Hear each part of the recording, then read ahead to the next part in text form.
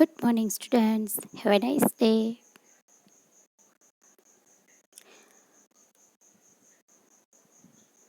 आज का हमारा इकाई है 7 हार की जीत।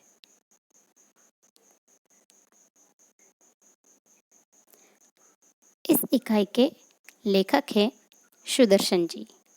इनका जन्म सन 1896 और निधन सन 1968 में हुआ था। सुदर्शन का मूल नाम बद्रीनाथ शर्मा था। आपका जन्म पंजाब के सियालकोट में हुआ था। जब आप 6वें दर्जे में थे तभी आपने प्रथम कहानी लिखी थी। प्रेमचंद की तरह आपने भी उर्दू में लेखन प्रारंभ किया, तत्पश्चात हिंदी में लिखने लगे। नाटक, कहानी तथा उपन्यास लिखकर हिंदी साहित्य को समृद्ध किया। प्रस्तुत कहानी सुदर्शन जी द्वारा लिखित एक उपदेश प्रदान कथा है जो मानव भावनाओं पर आधारित है। बाबा भारती के अनोखे घोड़े की चर्चा डाकू खड़क सिंह के कानों तक पहुंचती है। वह धोखे से घोड़ा ले जाता है, परंतु बाबा भारती की एक बात उसे घोड़ा लौटाने पर मजबूर कर देती है। उसी बात ने उस डाकू का हृदय परिवर्तन कर दिया। इसी बात पर यहाँ प्रकाश डाला गया है। इस कहानी में विनम्रता, उदारता, पश्चाताप, दया भाव, लोकहित की आकांक्षा आदि मूल्यों को समाविष्ट किया गया है।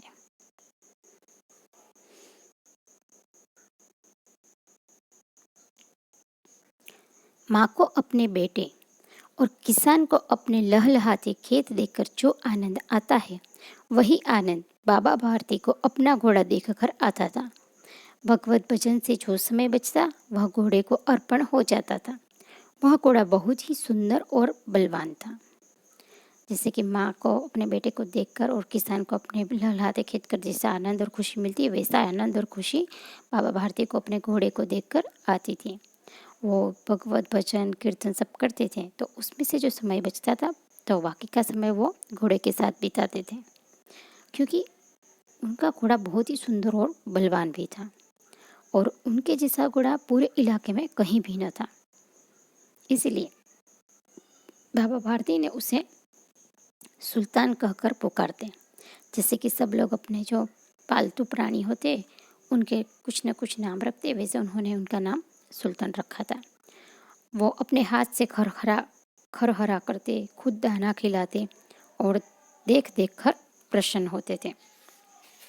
वो क्या करते कि खुद ही अपने अपने घोड़े की जो देखभाल है वो खुद करते थे। खुद ही खरहरा करते। वह मतलब कि वह कंधी या बुरुश जिससे घोड़े के रोएं साफ किए जाते हैं ना, वो उसे खरहरा कहते हैं। तो वो सब खुद करते, दाना खिलाते और उसको देख देख कर प्रसन्न होते, जैसे अपने बेटे को देखते हो ऐसे। उन्होंने रुपया, माल, असबाब, जमीन आदि अपना सब कुछ छोड़ दिया था। मतलब कि वो जैसे कि सन्यासी जीवन बिताते, उन्होंने अपना सब कुछ छोड़ दिया था। किसी में उनको रुचि नहीं थी, यहाँ तक कि उन्हें नगर के जीवन से भी घृणा थी। उन्होंने नगर का जीवन भी छोड़ दिया था। इसीलिए वो गांव के बाहर एक छोटे से मंदिर में रहते थे और भगवान का भजन करते थे। अपना जीवन सिर्फ ईश्वर का नाम स्मरण करने में और ये घोड़े के साथ रहने में, वही उनका काम था। तो वो सोचते थे कि मैं सुल्तान के बिना नहीं रह सकूँगा, ऐसा उन्हें लगने लगा था। वो उसकी चाल पर लट्टू थे। कहते हैं कि ऐसे चलता है जैसे मोर घटा को देखकर नाच रहा हो। जैसे देखा है ना, जब बारिश का मौसम आता है तो काले घटा जब छा जाते हैं तो मोर उसको देखे कैसा स्वर निकालता है और फिर वो नाचता है पंख फैला के, वैसे वैसे घोड़ा चलता था। जब तक संध्या के समय सुल्तान पर चढ़कर 8-10 मील का चक्कर न लगा लेते उन्हें चैन न आता था। तो वो शाम को के समय क्या करते, उसके पीठ पर बैठ के 8-10 चक्कर लगा लेते थे। 8-10 मील का चक्कर वो लगा लेते थे। तो इस तरीके से उन्हें चैन आता था।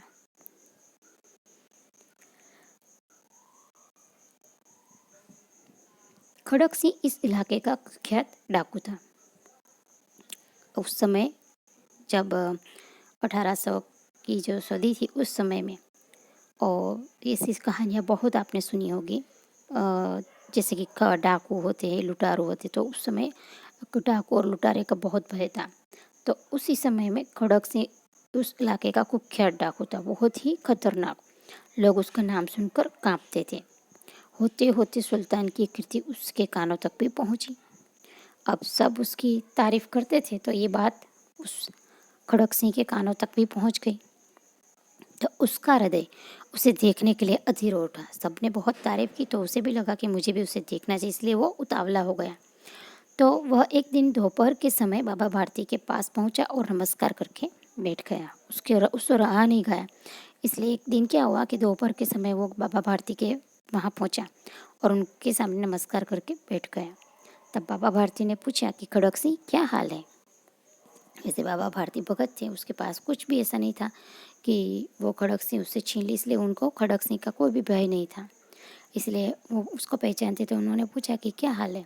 तब खड़क सिंह ने सिर झुकाकर उत्तर दिया कि आपकी दया है, आपका आशीर्वाद है। तो बाबा ने कहा कि कहो, इधर कैसे आ गए। तब वो खड़क सिंह डाकू ने कहा कि सुल्तान की चाह खींच लाई, कि मैंने उसकी बहुत तारीफ सुनी थी, तो उसको देखने की मुझे चाह हुई, इसलिए मैं आ गया। तो बाबा कहते हैं कि विचित्र जानवर है, देखोगे तो प्रसन्न हो जाओगे। ऐसा कहकर वो भी अपने सुल्तान को दिखाने के लिए अधीर हो गए। मैंने भी बड़ी प्रशंसा सुनी है, खड़क सिंह ने कहा। उसकी चाल तुम्हारा मन मोह लेगी, ये बाबा ने कहा। कहते हैं देखने में भी बड़ा सुंदर है। क्या कहना, जो उसे एक बार देख लेता है उसके हृदय पर उसकी छवि अंकित हो जाती है। बहुत दिनों से अभिलाषा थी, आज उपस्थित हो सका हूँ। खड़क सिंह ने कहा कि सब कहते कि अगर आप एक बार उसको देखोगे तो आपकी दिलो दिमाग और आंखों में उसकी छवि अंकित हो जाएगी। तो फिर मुझे बहुत अभिलाषा थी उसको देखने के लिए, इसलिए मैं आज आ गया।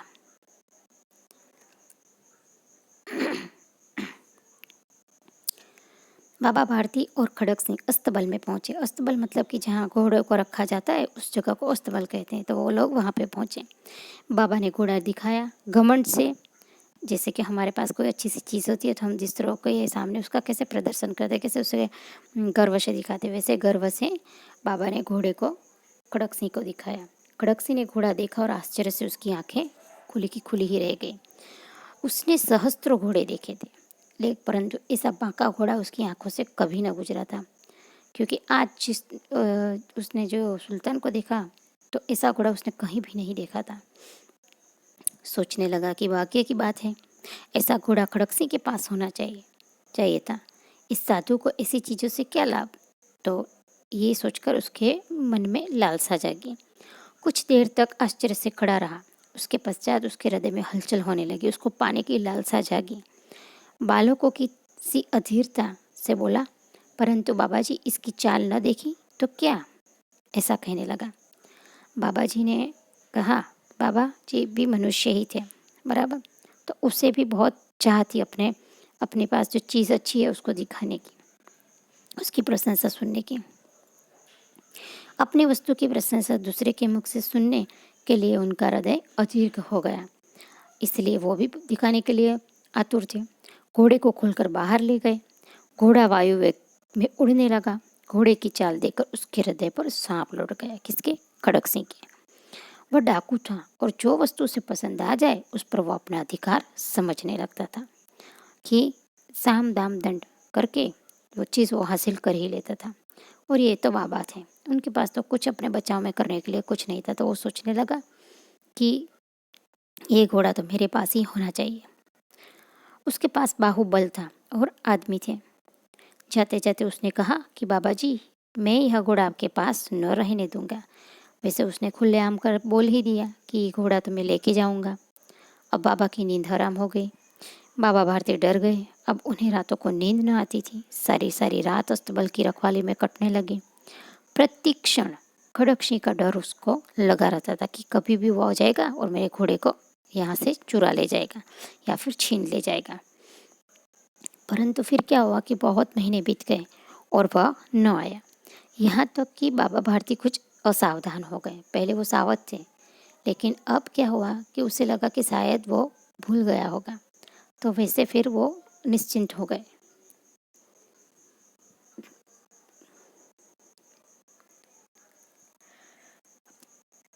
एक बार संध्या का समय था और बाबा भारती सुल्तान की पीठ पर सवार होकर घूमने जा रहे थे। तो इस समय उनकी आंखों में चमक थी, मुख पर प्रसन्नता थी, क्योंकि अब उनके दिमाग में से वो डाकू का डर निकल गया था। तो वो कभी घोड़े के शरीर को देखते थे, कभी उसके रंग को, और वह मन में भूले न समाते थे। उनके मन में भी उनके लिए गर्व आ रहा था। सहसा एक और से आवाज आई कि ओ बाबा, इस कंगले की सुनते जाना। एक कंगला जिसके हाथ पैर नहीं चलते, वैसा कंगला वहाँ पे एक साइड पे बैठा था। तो उसको उसकी आवाज़ आई। आवाज़ में करुणा थी। बाबा ने घोड़े को रोक लिया। देखा कि एक अपाहिज वृक्ष की छाया में पड़ा करा रहा है। बोले, क्यों, तुम्हें क्या कष्ट है? तो अपाहिज ने हाथ जोड़कर कहा कि बाबा, मैं दुखियारा हूँ, मुझ पर दया करो। रामावाला यहाँ से 3 मील है, मुझे वहीं जाना है। घोड़े पर चढ़ा लो, परमात्मा भला करेगा। अब उसने नया उसका चोला बनाया था कंगले का। तो उसने कहा कि भाई, मुझे यहाँ से 3 मील दूर रामावाला में। तो आप मुझे अपने घोड़े पे बिठा दो, क्योंकि मैं अपाहिज हूँ। ऐसा करके उन्होंने मदद मांगी। तब बाबा पूछते कि वहाँ तुम्हारा कौन है? तो उसने कहा कि दुर्गादत्त, वैद्य का नाम सुना होगा, उनका सौतेला भाई हूँ। बाबा भारती ने घोड़े से उतरकर अपाहिज को घोड़े पर बिठा लिया और स्वयं उसकी लगाम पकड़कर धीरे धीरे चलने लगे। उन्हें लगा कि सही में ये कोई कंगला है और गरीब है, अपाहिज है, तो चलो मैं उसकी मदद कर लेता हूँ। क्योंकि वो बाबा थे, इसीलिए हमेशा वो दया भाव और मानवता दिखाते थे, क्योंकि उनके दिल में करुणा थी। इसलिए उन्हें दया आई और उसको बिठा दिया घोड़े पे। फिर क्या हुआ? सहसा उन्हें एक झटका सा लगा और लगम हाथ से छूट गई। उनके आश्चर्य का ठिकाना न रहा जब देखा कि अपाहिज घोड़े की पीठ पर तनक कर बैठा है और घोड़े को दौड़ाए ले जा रहा है। उनके मुख में से भय, विस्मय और निराशा से मिली हुई चीख निकल गई, क्योंकि वह अपाहिज डाकू खड़क सिंह था। अब उन्हें पता चला कि वो कोई कंगला या अपाहिज नहीं था, लेकिन वो डाकू खड़क सिंह था, जिसका डर उनके दिल में था, लेकिन कुछ समय पहले निकल गया था। लेकिन अब उन्हें पता चला कि वो अपना चोला बदल कर आया था। बाबा भारती कुछ देर तक तो चुप रहे, वो कुछ बोल ही नहीं पाए। इसके पश्चात कुछ निश्चय करके पूरे बल से चिल्लाकर बोले कि जरा ठहरो जाओ। पहले तो उन्होंने कुछ नहीं बोला, बाद में जोर से चिल्ला के कहा कि तुम ठहरो। तब खड़क सिंह ने आवाज़ सुनकर घोड़ा रोक लिया। उसकी गर्दन पर प्यार से हाथ फेरते हुए कहा, जी, यह घोड़ा अब न दूंगा, कहकर वो मुस्कुराने लगा।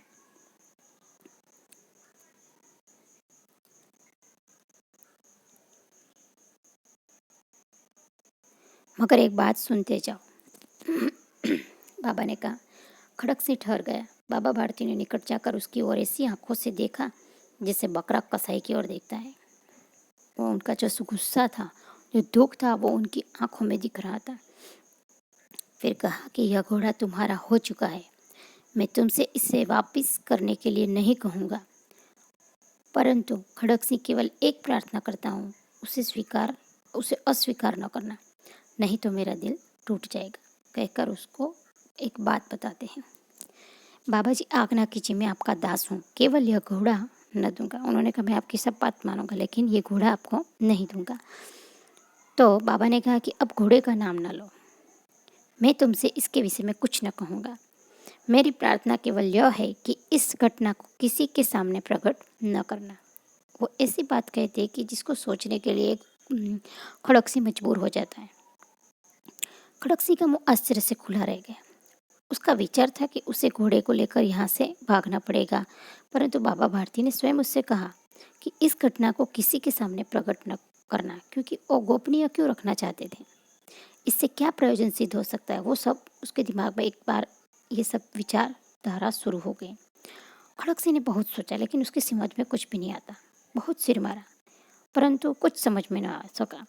फिर हार कर उसने अपनी आंखें बाबा भारती के चेहरे पर गड़ा दी और पूछा कि बाबा जी, इसमें आपको क्या डर है? आप ये बात क्यों छुपाना चाहते हैं? क्योंकि पूरा गांव मुझसे डरता है, इस इलाके के सभी लोग डरते हैं, तो इसमें छिपाने वाली क्या बात है?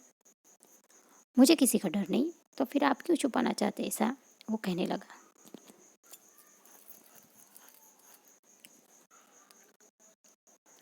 सुनकर बाबा भारती ने उत्तर दिया, लोगों को अगर इस घटना का पता चल गया तो वे किसी गरीब का विश्वास न करेंगे। बहुत महत्वपूर्ण बात उन्होंने कही दी कि जब भी मैं ये कहानी दोहराऊंगा कि खड़क सिंह ने मुझसे ऐसे अपना चोला बदल कर मुझसे छिपाते हुए अपनी पहचान छिपाते हुए उसने मेरे से ये नाटक करके ये सब किया है, तो लोगों के दिल में क्या होगा, ये गरीब लोगों के प्रति उनका जो भाव है, सद्भावना या मदद करने की जो भावना है वो मिट जाएगी। वो किसी भी गरीब पे विश्वास नहीं करेंगे, सोचेंगे ये भी कोई ऐसा बहरूपिया होगा। यह कहते कहते उन्होंने सुल्तान की ओर से इस तरह मुंह मोड़ लिया जिससे उनका कोई संबंध ही नहीं रहा, और फिर उन्होंने अपनी माया थी जो उनके साथ वो समेट ली। बाबा भारती चले गए, परंतु उनके शब्द खड़क सिंह के कानों में उसी प्रकार गूंज रहे थे। सोचता था कैसे ऊंचे विचार है। अब जो बात उन्होंने खड़क सिंह के में बोली खड़क सिंह को, तो वो बात उसके दिल में उतर गई। वो सोचने लगा, वो पछताने भी लगा कि मैंने गलत किया है एक अच्छे आदमी से के साथ। वो सोचता था कि कितने ऊंचे विचार है, कितना पवित्र भाव है। उन्हें इस घोड़े से प्रेम था। इसे देखकर उनका मुंह फूल की नाई खिल जाता था। मतलब कि ये घोड़ा जानता था कि उसको कितना प्यारा है। जैसे माली होता है, अपने फूलों को देख के जैसे वो खुश हो जाता है, ऐसे उनका मुंह फूल जाता था। कहते थे कि इसके बिना मैं नहीं रह सकूँगा, और मैंने उसकी प्यारी चीज़ चुरा ली। इसकी रखवाली में वे कई रात सोई नहीं थी, भजन भक्ति न कर रखवाली करते रहे। वो सब चीज़ें उन खड़क सिंह को पता थी। तो अब वो सोचने लगा कि मैंने ये क्या कर दिया, परंतु आज उनके मुख पर दुख की एक रेखा तक दिखाई नहीं पड़ती थी। और लोगों के लिए कितना उनका हृदय निर्मल है कि उनको लोगों की फिक्र है कि जिसके लिए उन्हें अपने प्राण से प्यारा घोड़ा भी घोड़े को गंवाने के लिए भी तैयार हो गए। उन्हें केवल यह ख्याल था कि वह कहीं लोग गरीबों पर विश्वास करना ना छोड़ दे। ऐसा मनुष्य नहीं देवता है। तो इस सब सोचकर उनके दिल में उनके प्रति पूजनीय भाव जागा। रात्रि के अंधकार में खड़क सिंह बाबा भारती के मंदिर पहुंचा। चारों ओर सन्नाटा था। आकाश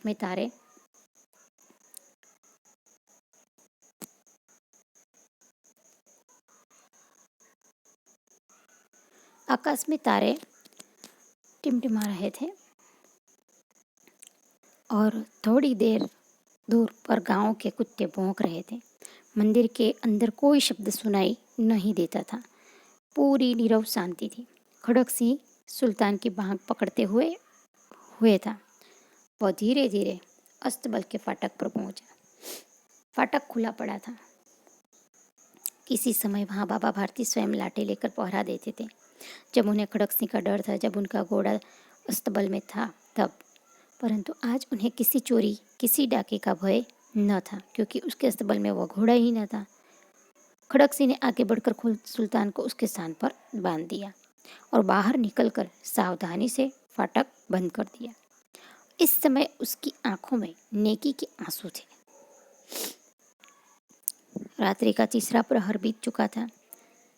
मतलब कि आज उसने जो काम किया, तो इतने सारे डकैत किए थे उसने, लेकिन आज उसने एक अच्छा काम किया, तो इसके लिए उसके दिमाग में, उसके चेहरे पे सुकून था। आंखों में नेकी के आंसू थे। पश्चाताप की आग में वो जल रहा था।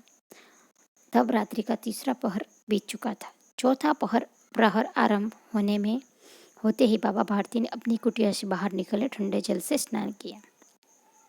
चौथा प्रहर मतलब कि ब्रह्म मुहूर्त, उसमें सब जो संत पुरुष वहाँ होते वो लोग उठकर ईश्वर की उपासना करते हैं। तो बाबा भारती भी उठे, ठंडे जल से स्नान करके वो पूजा पाठ करने के लिए तैयार हो रहे थे। उसके पश्चात इस प्रकार जैसे कोई स्वप्न में चल रहा हो, उनके पांव अस्तबल की ओर बढ़े, जैसे कि वो नियमित जाते थे। परंतु फाटक पर पहुंचकर उनको अपनी भूल प्रतीत हुई कि उनको ख्याल आया कि अरे ये मैं क्या कर रहा हूँ, मेरा अस्तबल में तो मेरा घोड़ा है ही नहीं, वो तो खड़क सिंह ले गया। ऐसा सोचकर वो वापस सबान हुए। साथ ही घोर निराशा ने पाँवों को मन भर भर का बना दिया। अब उनके पाँव भारी हो गए क्योंकि उनको अपने दुख का अंदाज आया कि मैंने क्या गवा दिया था। वे वहीं रुक गए। घोड़े ने अपने स्वामी के पाँव की छाप को पहचान लिया और जोर से हिनहिनाया। अब जो बाबा था उन्होंने तो अंदर नहीं देखा, लेकिन जो घोड़ा था उसने अपने अपने बाबा की पैर की पाँव की छाप सुन ली, इसलिए वो खुशी से हिनहिनाने लगा।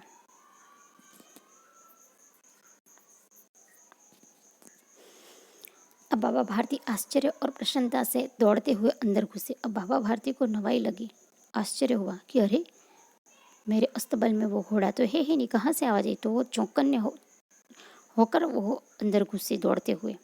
अपने प्यारे घोड़े के गले से लिपट कर इस प्रकार रोने लगे मानो कोई पिता बहुत दिन से बिछड़े हुए पुत्र से मिल रहा हो। बार बार उसकी पीठ पर हाथ फेरते, बार बार उसके मुंह पर थपकियां देते। फिर वे संतोष से बोले, अब कोई गरीबों की सहायता से मुंह नहीं मोड़ेगा। और इस तरह उनको अपनी की बात पे नाज हुआ कि जिससे वो खड़क सिंह जैसा क्रूर डाकू था उसका भी हृदय परिवर्तित हो गया और उनका जो घोड़ा था वो वापस आ गया है। और इस तरह से उनको संतुष्टि हुई कि अब कोई भी गरीबों की सहायता से मुंह नहीं मोड़ेगा। तो इस प्रकार हार की जीत हुई, जिसके लिए ये शीर्षक यथा योग्य है।